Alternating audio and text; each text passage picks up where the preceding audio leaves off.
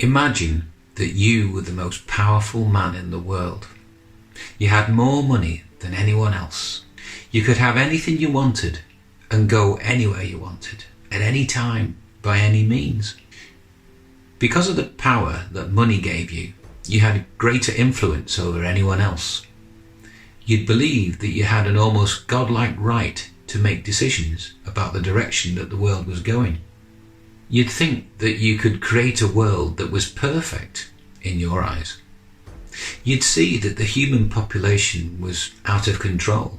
You'd see that human beings are destroying the world. You would think that something had to be done, and you were the person to do it. How would you do it? Well, the first thing you'd do is you'd get together with other powerful people and hatch a plan. You'd need help from like-minded people like these so they could carry out your instructions in different parts of the world. Together with these people, you would create a group, and you would see yourselves as elite, and you'd view other people as beneath you and part of the problem. You'd need to control them in some way. But how do you control 7 billion people? You'd have to contain them in some way. You'd have to limit their movement. You would need to be able to control all the information that they get. But how? Well, you're the most powerful man in the world. You can do anything. If you use your money to control the TV, the internet, the newspapers, the media, you could make up a story that there's a deadly disease out there killing people by the millions, and that the only way they would be safe would be to lock themselves away in their house. You could back up these claims by paying scientists to repeat this story every night on the television. You'd need to take away the ability for people to access money so they had no choice. So you'd stop them from working. You'd use the disease as an excuse and tell them that it'll be all okay in a few months and you'll help them. If you keep doing this long enough, everything would stop forever.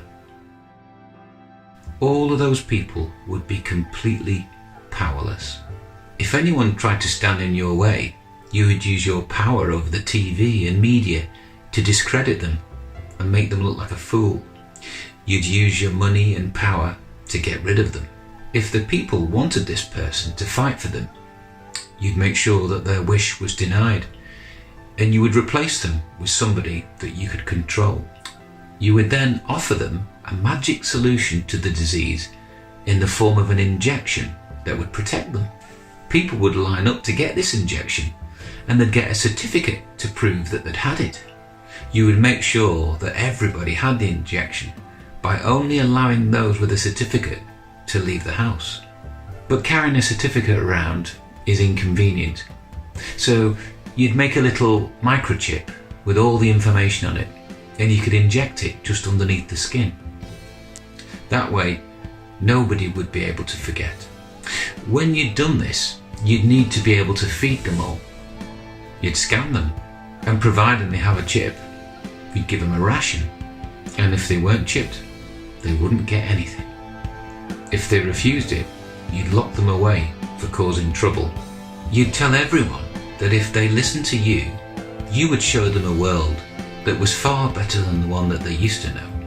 You'd wipe out history and tell everybody that what happened before you came along wasn't important anymore. You could knock down old things and start afresh with a clean sheet. You would use new technology and robots to do the work that people used to do.